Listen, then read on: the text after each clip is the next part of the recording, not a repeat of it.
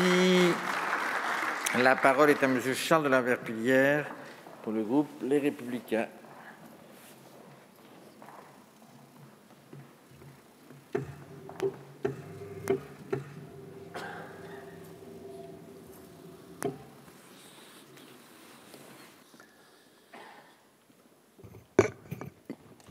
Merci, Monsieur le Président, Mesdames les ministres, Madame la Présidente de la Commission de la Défense nationale, chers collègues.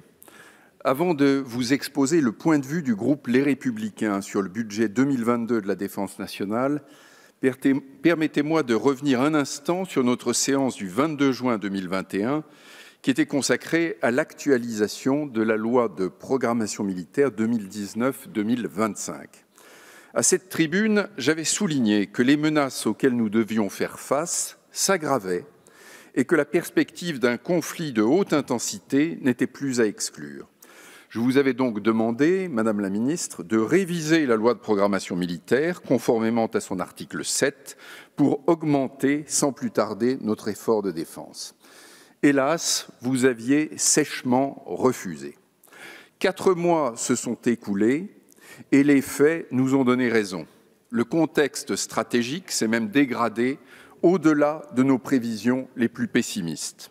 Départ précipité des Américains d'Afghanistan, qui pourrait déclencher une nouvelle vague migratoire, atteinte à la liberté de navigation en mer de Chine et menaces contre Taïwan, formation d'une coalition entre les USA, l'Australie et la Grande-Bretagne dans le Pacifique, dont la France est exclue, et rupture du contrat d'achat de sous-marins à Naval Group. Attitude de plus en plus agressive de la Turquie en Méditerranée.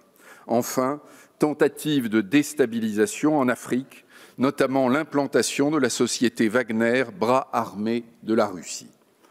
Paradoxalement, même les succès à l'exportation de nos matériels militaires, que je salue, vont compromettre l'atteinte des objectifs de la loi de programmation militaire. Mon collègue Jean-Jacques Ferrara a relevé que les rafales d'occasion vendues à la Grèce et à la Croatie seront prélevées sur le parc de notre armée de l'air et de l'espace et que leur remplacement par des appareils neufs interviendra trop tard. Ainsi, l'armée de l'air comptera, dans le meilleur des cas, 117 rafales en 2025 au lieu des 129 prévus par la loi de programmation militaire. Avec Jean-Jacques Ferrara et l'ensemble de mes collègues du groupe Les Républicains, nous présenterons donc un amendement visant à permettre la commande de 12 rafales supplémentaires dès 2022. La même mésaventure est arrivée à notre marine nationale. La vente de frégates à la Grèce, qui est en soi une bonne nouvelle, retardera d'autant la livraison des frégates de défense et d'intervention destinées à la France. L'objectif de 15 frégates modernes de premier rang sera atteint plus tardivement, alors pourtant que les spécialistes s'accordent à penser qu'il nous en faudrait même 18.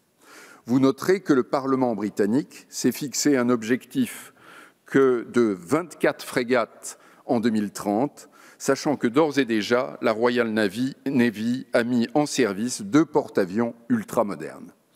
Au final, alors pourtant que la trajectoire financière de la loi de programmation militaire est respectée en apparence, puisque le projet de budget 2022 est en hausse de 1,7 milliard par rapport à 2021, nous constatons une dérive sans contestation possible par rapport aux objectifs de la loi de programmation militaire, et notamment les objectifs chiffrés.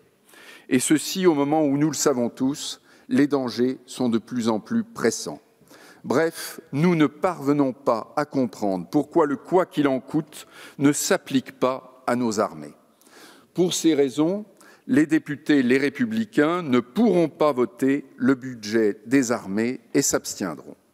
En revanche, nous voterons le budget des anciens combattants, la revalorisation certes tardive du point PMI, les efforts faits en faveur des harkis et les mesures financières pour les conjoints survivants des grands invalides de guerre nous paraissent justifier cette approbation.